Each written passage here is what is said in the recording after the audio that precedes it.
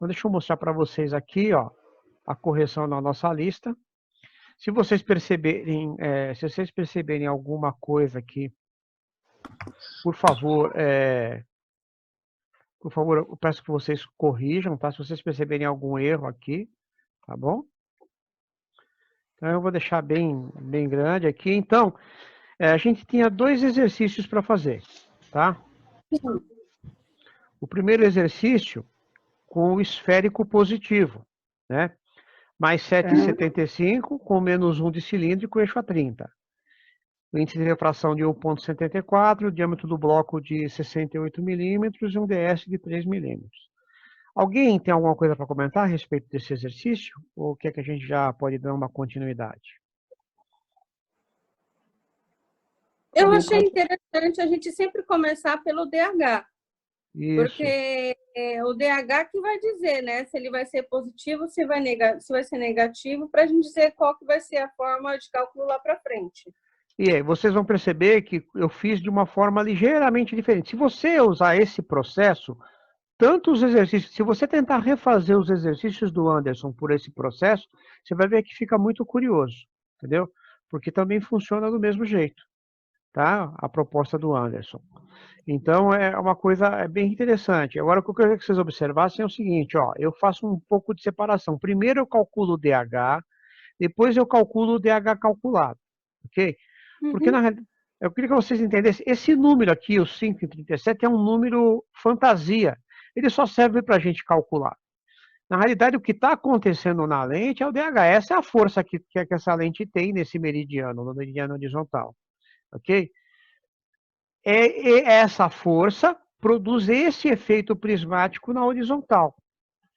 Em algum outro momento, a gente pode conversar um pouco mais a respeito disso. Por isso que eu gosto de separar o prisma do prisma calculado, tá?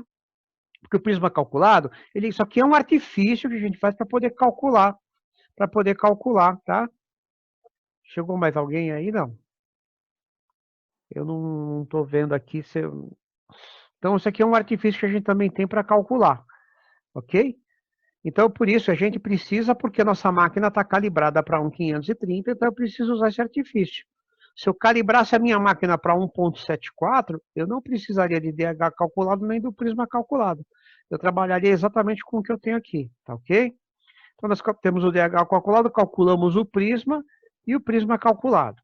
Com essa informação, nós viemos aqui e calculamos a dB. Então, para produzir essa descentração de 3 milímetros, eu vou ter que produzir uma dB, uma diferença de borda de 2,1 milímetros na nossa lente, tá? Então, qual é o próximo passo? Né? Vamos calcular a lente sem o prisma, a lente centrada. DE calculado, ok? DC calculado. Com o DE calculado, eu calculo a sagita pura da base e tenho que calcular o SPH, porque o meu objetivo básico é chegar no espessura de centro e no IBH, ok? O DH já tinha calculado no slide anterior, tá? Espessura mínima que eu tirei da tabela, e aí achei uma espessura de centro de 6,5 milímetros. Dependendo de quem estiver fazendo, dependendo da espessura mínima com que o pessoal trabalhou, ou da forma como arredondou, ele pode ter achado 6,4, 6,6, ok? Mas não é muito preocupante. Nós temos aqui uma EBH de 0,6 milímetros, tá? Então, essa é a nossa lente centrada. Vamos colocar essas informações na lente. Percebe que eu não estou calculando EBV, tá? Porque o essencial para fabricar essa lente, para a gente poder controlar essa lente, é isso aqui que vocês estão vendo aqui. Saber quanto a gente tem no EBH e o quanto eu vou ter de centro. Esse é o fundamental para fabricar essa lente.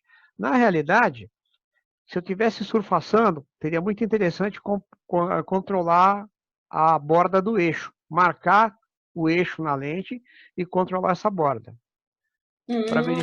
Para verificar se a gente tem que fazer um repasse. Por enquanto... Então, uma pergunta, professor. Na hora que a gente fosse colocar o bloco lá no aparelho, lá com a queijinha, para colocar Nossa, me fugiu o nome, o alói. A gente, nesse momento, a gente teria já que ter tomado cuidado e colocar ele a 30 graus. Exato. Não, não, exatamente. Seria interessante você pegar num transferidor, marcar o eixo da sua lente. Entendeu? Marcar o eixo dessa lente e para você poder acompanhar o processo de surfaçagem. É óbvio que numa surfaçagem de prática do dia a dia, o cara não faz isso. Mas para nós, isso é muito importante, porque no caso dessa lente, como o DH é positivo, a espessura mínima vai estar aqui, ó.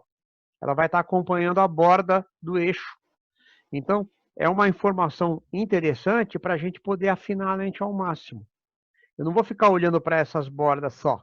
Eu posso acompanhar essa borda aqui. Entendeu? Tá. Particularmente, essa borda para mim é que vai ser interessante. Vocês vão ver por que isso. Então, a lente, sem o prisma, ela está com essa carinha aqui.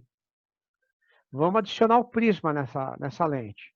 Eu tinha uma dB de 2,1. Como é uma lente positiva, eu vou jogar toda a dB na borda nasal. Quando eu jogo toda a dB na borda nasal, o 2,1 aqui, ó, automaticamente eu jogo metade da dB no centro. Se eu tivesse calculado EBV, eu deveria ter colocado também essa metade, tanto na borda vertical como na borda vertical também, ok? Tudo bem? Tá? O que é importante na surfaçagem? O importante para nós, se eu não preciso saber qual é o valor que eu tenho na vertical, eu só tenho que me preocupar, não preciso me preocupar com o valor da vertical. Eu só tenho que me preocupar que essas bordas fiquem iguais. Se começar a aparecer uma diferença de borda aqui, significa que eu estou jogando um prisma também nessa direção, além da horizontal, ok? Tá? Ok. Então aqui, ó, no final das contas, como é que ficou a nossa lente aqui? Né? Ela ficou com esse resultado final, ó. Uma borda grossa de 2,7, 0,6 de borda fina, né? E uma descentração de 3 milímetros, tá? E depois vamos partir para calcular as curvas. No caso, como eu não dei o D1, então a gente acabou tendo que calcular o D1, né? Eu percebi que algumas pessoas se atrapalharam um pouco, porque tem que imaginar uma coisa, se é uma lente positiva, você pode pensar que o D1 deve ser 6 ou mais, frequentemente. Quando a lente é positiva, o D1 é 6 ou maior que 6. Dificilmente você vai achar uma lente com D1, uma lente positiva com D1 igual a 4. Ok? Então tem que tomar muito cuidado. A menos que seja uma lente pronta aí que o fabricante tem alguma recomendação, mas normalmente não, tá bom? Então é uma coisa próxima de 6. Como aqui minha dioptria é bem alta, o esférico é bem alto, então eu devo esperar um D1 alto. Achei um D1 de 8,59 aqui nessa história. Ok? Aí, na sequência, com esse 8,59, nós viemos aqui e calculamos tanto o D2 quanto o D3. Lembrando que se a lente é positiva, eu não posso desprezar essa parcela da fórmula. Eu preciso fazer a compensação de espessura, tá? Isso aí vai dar um valor significativo no caso dessa lente, tá bom? Uma coisa que depois, então, aqui eu fico com um resumo final da nossa história, que eu acho muito interessante a gente ter esse resumo, principalmente quando a gente for surfaçar a lente, porque aqui eu já percebo tudo o que está acontecendo na lente, D1, D2, D3, as espessuras, o centro, né? E aqui eu estou trazendo uma informação nova para vocês, que eu vou deixar para depois, para a gente continuar nessa discussão, tá bom? Que é o seguinte, ó. Se a gente fosse surfaçar essa lente, eu propus uma situação aqui para vocês, ó. Então, se eu tivesse pegado essa lente e fosse surfaçar, eu estou supondo, ó, fomos lá, medimos a espessura de centro do bloco e medi a curvatura bruta. Depois eu bloqueio ele e também aqui medi o blocado. O que eu quero de vocês? Que vocês preencham para mim, ó, as informações que eu teria que levar para o gerador. Pode ser? Né? Pode ser? Qual é a novidade? O que eu já deixei preenchido? Que é essa novidade que está aparecendo para nós aqui. Quando a gente for trabalhar no gerador, além de preencher tudo isso que a gente já estava acostumado a preencher, agora nós vamos preencher o ângulo do prisma e a base dos prismas. Só que a base, quando a gente preenche isso no gerador, eu tenho que expressar ela em graus e não base, base nasal ou temporal, ok? Então, para isso, eu coloquei até um. Então, por exemplo, 1,61 era já o meu prisma, né? 1,61, que é o nosso valor aqui, 1,61, o ângulo dos prismas. E essa base é base nasal, tá? Como eu expresso essa base em graus? Usando esse diagrama que eu estou trazendo para vocês aqui, ó. Tá vendo? Olho direito, base nasal significa 0 graus. Base temporal significa 180. Prisma vai até 360 graus, diferente da lente cilíndrica. Então, se eu tiver uma base superior em 90 graus, se eu tiver uma base inferior, 270 graus. Isso aqui no olho direito. E no olho esquerdo a mesma coisa. Tá? Eu vou estar mandando isso para vocês assim que a gente acabar essa live, eu já vou mandar pelo WhatsApp para vocês. Tudo bem? Só uma observação, Alex. Pode falar. Ali no prisma, lá na ficha, no caso seria a dB. Que Você é o coloca quanto dB. que tem que ficar na diferença de borda. É que a máquina ela vai deixar a diferença de borda de acordo com o valor que você colocar aí. Então o 2,1 aqui, Anderson. Isso. Perfeito. Então vamos colocar dB, tá bom? No ângulo do prisma, então, é o dB. É o dB. Que tá aqui, ó. dB nosso, tá? Ó. Tá. E lembrando, nós vamos trabalhar essa dB para atingir o prisma, né, praticamente de 1,61, aí no caso. Exatamente, isso mesmo. Então, até mandei uns vídeos sobre lensometria, acho que a Cláudia foi a única que leu e tentou entender os vídeos de lensometria, né? Onde ele mostra como é que a gente lê isso daí no lensômetro, né? Como é que a gente enxerga isso no lensômetro. Mas, de qualquer forma, a gente ainda, quando a gente voltar, acho que a prática vai fazer a gente trabalhar melhor. Tudo bem até aqui? Então, esse é o primeiro exercício, tá? Fica aqui para vocês uma dica, e eu vou pedir para o resto do pessoal fazer a mesma coisa. Se eu fosse surfaçar, vamos preencher o restante aqui, tá bom? Vamos preencher o restante? Vamos deixar essa ficha preenchida para poder... Por favor, tentem preencher e mandar para mim. Vocês têm aqui já a informação do EC do bloco e o EC blocado, ok? É bacana também, Alex. Já coloca também o diâmetro do anel. Né? Pelo que eu estou visualizando, como eu estou visualizando aí, provavelmente acho que você usou um 53 por 10 aí, né? Pela espessura do alói. Perfeito, vamos colocar aqui agora, ótimo. 53,10? Isso, vamos incluir agora aqui. Não, eu estou brincando. Daí o Alex vê aí qual que seria o melhor. Não, com certeza. Eu ia perguntar qual que era o anel. Tem razão, porque ele tem razão, porque como essa curva é uma curva 8, como é uma curva 8, ela seria o mais recomendado no caso aqui. Dos anéis que a gente tem, né? Dos anéis que a gente tem, seria o mais recomendado.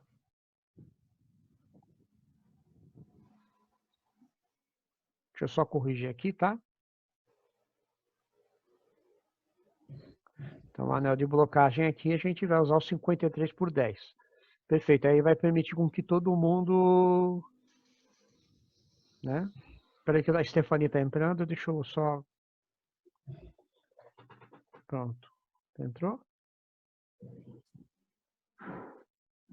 Ah, entrou. Perfeito. Então, aqui, depois a Stephanie está chegando agora, mas no próximo exercício a gente vai repetir todas essas informações aqui. Então, a novidade que eu estou trazendo para vocês é isso. Até aqui a gente tem a correção, mas agora aqui, se a gente fosse surfaçar essa lente, como é que a gente faria? Então, vamos tentar preencher essa ficha com o que a gente tem. Ó, eu já deixei até, fiz uma simulação para vocês aqui, né? Aí o Anderson até lembrou muito bem que ele tem que colocar o anel de blocagem, né? E já passei essa orientação, essa novidade que a gente tem aqui, né? A novidade que a gente tem para acrescentar. Tá ok? Vamos lá para o segundo exercício. Ó, lembrando, pessoal, que se vocês concordarem, acabando o tempo, a gente volta para a reunião de novo, tá bom? Ok? Ok, tá bom. Porque aí o Anderson ainda tem bastante coisa para falar para a gente. Ó, segundo exercício, menos 3,75 com menos 1,50, eixo a 140 graus, índice de refração 1,56, diâmetro de bloco 70 milímetros e o DS igual a 4 milímetros. Isso aqui, por incrível que pareça, depois quando a gente falar de bifocal, pode ser um caso comum. Só que o índice seria um 499 aqui, tá? Tem um bifocal que a gente usa muito esse tipo de descentração. Então, calculei o DH calculado. Tem alguém que está com o microfone aí, pessoal, que tá... Tenta desligar o microfone. Sou eu, a minha vizinha deve estar usando a furadeira. De novo, eu sempre falo para vocês, por exemplo, no exercício anterior, quando o Anderson apresentou os exercícios, ele estava jogando o DE calculado aqui. Então, obviamente, se fizer isso, pode fazer desse jeito? Lógico que pode, você vai ter o prisma calculado direto. Eu gosto de separar isso, porque isso é o que você vai ter no lensômetro. E isso aqui é só um artifício de cálculo. É um número assim, é uma jogada para poder adaptar a nossa lente e a máquina que está regulada para um 530, tá bom? Isso é o que você vai ver no lensômetro, tá? Então, aqui a gente tem uma diferença de borda que eu encontrei de 2,2 milímetros. Então, esse é o resultado do prisma para esse segundo exercício. Tudo bem até aqui? Estou indo muito rápido? Tudo bem. Tá, legal, então. Então, ó, agora vamos lá para a espessura da lente centrada. DE calculado, DC calculado. Tomar cuidado com isso. Depois eu vou falar uma coisa lá no cálculo de curvas. Sagita pura. Inclusive, quando eu mandei para vocês a correção escrita na mão, isso aqui está errado. Até a Cláudia percebeu. Eu acho que ela percebeu no prisma, mas o erro estava aqui, ó. Eu coloquei aqui, em vez de colocar o DH calculado, eu coloquei o DH original. Então, sagita pura. Espessura mínima tirada da tabela. E aí, o EBH. Ó, lembrando, se o meu DH é negativo, então vai um sinal de mais nessa fórmula. Se o meu DH fosse positivo, o sinal de menos, sempre o contrário. Tá? Essa fórmula aqui é sempre EC mais ou menos a sagita pura. Se a dioptria é sempre o sinal contrário da dioptria. Tá? Dá uma olhada no caderno e vê os exercícios anteriores. Então, como é que ficaria a nossa lente? Nossa lente aqui sem o prisma ficaria desse jeito. 1,8 no centro e 6,6. Eu vou jogar o prisma nessa lente. Como o meu centro é muito fino, eu quero preservar o meu centro. Por isso que eu jogo desse jeito. Uma outra coisa que ninguém perguntou é o seguinte. Quando fizeram os exercícios, perguntaram, professor, para que olho é essa lente? Né? Eu estou fazendo essa lente, as duas lentes, considerando o olho direito. Tá? Então, é importante vocês observarem. Então, se o DH é negativo, minha borda grossa fica no temporal. Então, na borda grossa, eu vou somar metade da dB. E na borda fina, eu vou tirar metade da dB. Tá ok? Como resultado final, eu tenho isso daqui, ó. 7,7 na borda grossa, 5,5 na borda fina, e eu mantive o centro. De novo, eu volto a falar para vocês, eu não preciso calcular IBH. Não preciso calcular DV, não preciso calcular IBH, porque não me importa muito o valor disso aqui. Só me importa que esse seja igual a esse. Então, para economizar tempo, na hora que eu vou fabricar a lente, economizar tempo nos cálculos, eu estou propondo a gente calcular somente o essencial. Ok? No caso dessa lente, a gente já não tem a mesma facilidade que a gente teria na lente positiva. Porque aqui, a espessura mínima está no centro. Tá ok? Então, quer dizer, de qualquer forma, a menor espessura que a gente vai ter nessa lente vai estar aqui, ó. Tá? mas a gente não tem aquela mesma facilidade que eu teria na hora de surfaçar. Então vai ser muito importante a gente controlar realmente essas duas espessuras aqui. Então é interessante quando a gente for surfaçar essa lente, a gente marcar. Faz uma marca com caneta de retro na horizontal e marca o eixo. Isso vai ajudar você a acompanhar o processo de surfaçagem. E se precisar dar um repasse na lente, você pode dar um repasse. Ok? Tudo bem? Tá? Ó, e daí, de novo, vem aquela novidade que eu estou trazendo para vocês aqui. Peraí. Tá. Opa, o que aconteceu aqui? Tá, 7,7.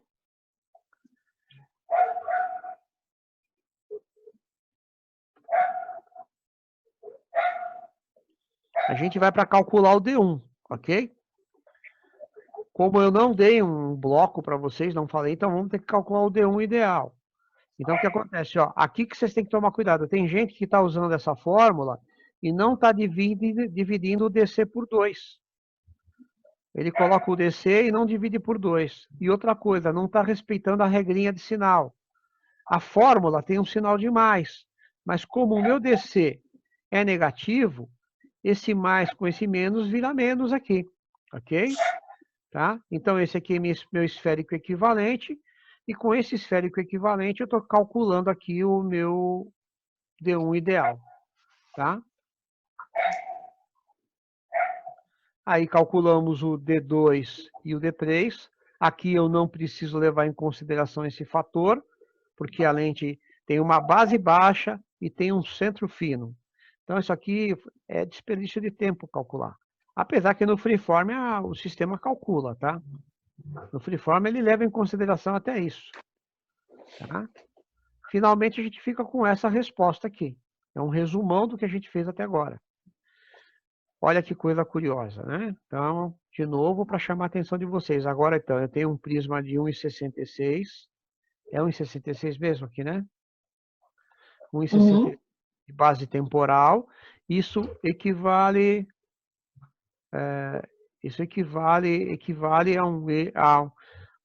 a um eixo de 180 graus para esse prisma, tá ok?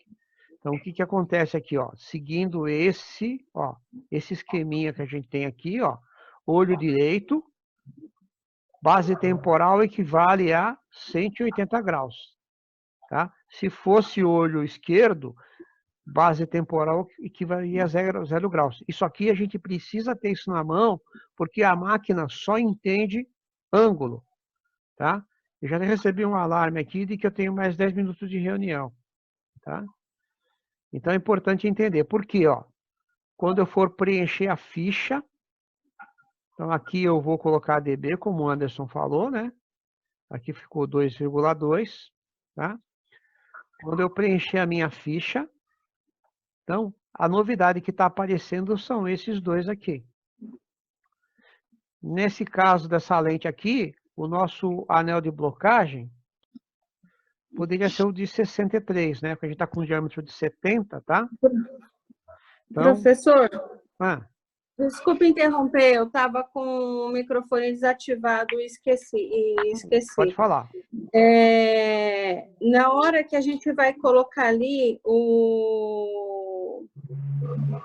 eu sei que, por exemplo, a gente está trabalhando aqui, que a nossa prescrição é 140 graus.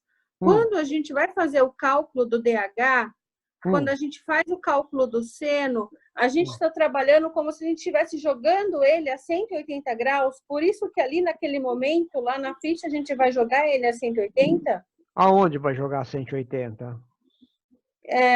Lá na ficha. Na ficha a gente não vai. O que a gente está jogando a 180, ó. O que a gente está jogando. Lembra ali isso? Ó, eu não estou entendendo. Alguma coisa eu estou fazendo errada. Eu não entendi direito. 180 é a posição do prisma. O 140 vai vir aqui embaixo, em eixo de ajuste. Entendeu? É a posição aí, Cláudia, da borda grossa. Para qual lado que está a borda grossa? Exatamente. Pensando aí no olho direito, lente negativa, a borda grossa está para 180 graus. E da primeira que o Alex fez, como a lente é positiva, pensando no olho direito, a borda grossa está a 0 graus. Isso. Sempre onde é que está a borda grossa. Qual lado está a borda grossa?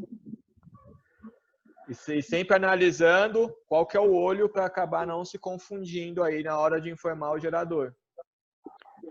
O eixo olha essa tela aí que ele colocou. O eixo do Isso. Isso aqui é o eixo do prisma. O eixo do cilíndrico, você colocaria, ó. Então, por exemplo, se essa nossa lente aqui, ó, Ctrl C, Ctrl V, só para você entender, se essa nossa lente é a 30 graus, então o 30 iria aqui, ó, no eixo de ajuste, ok? Tá? Eu vou depois fazer, na hora que eu mandar para vocês, eu vou chamar atenção. O eixo do prisma que eu não estou sabendo fazer, então. O eixo do prisma que eu estou errando. Eu não estou entendendo direito. Você não está entendendo, porque isso é uma novidade. Na realidade, você fez certo, né? Aqui, por exemplo, seria, ó, 140, tá? Ok? Ó. Eixo de ajuste, olha onde o mouse está passando aqui, ó. Eixo de ajuste é o eixo do cilíndrico, 140, é o eixo do cilíndrico da lente. 180 é como o Anderson falou, é a posição da borda grossa. A borda grossa é temporal. Vamos dar uma olhada. A borda grossa temporal, olho direito. Vamos olhar no nosso diagrama. Olho direito, borda grossa temporal. O gerador não entende. Ele entende, então eu tenho que colocar para o gerador. Estou informando que ele tem que fazer essa borda grossa a 180 graus, ok? Tá? Ok. Tudo bem? Então, bom, por enquanto. O que eu tinha para colocar é você. Então, vocês também ficam com esse exercício aqui, ó. Tá? Vamos tentar preencher essa ficha aqui, ok? Como é que eu levaria isso para o gerador? Tá certo? Aqui eu já acabei acrescentando mais alguma coisa, mas eu achei interessante a tua pergunta, muito apropriada. Isso confunde muito a gente, né? Então, aqui é a posição da borda grossa e o eixo do cilíndrico. Eu vou fazer uma chamada aqui na hora de entregar isso para vocês. Ok? Ok. Gente, nossa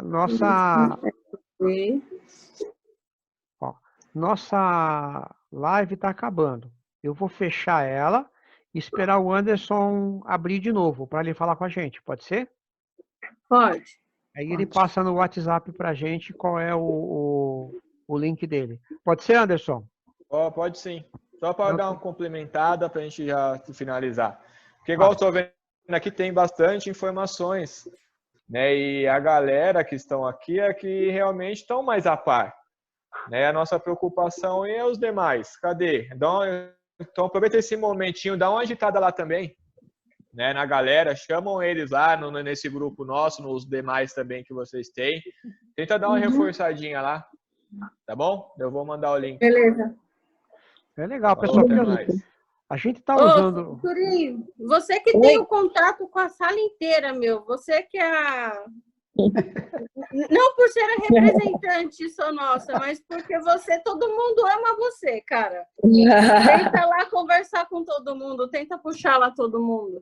Eu já tentei, viu? Eu mandei mensagem em particular para algumas pessoas para ver se estava precisando de alguma coisa, alguma ajuda, mas eu não tive resposta, então acredito que estão meio desinteressados, não sei, né?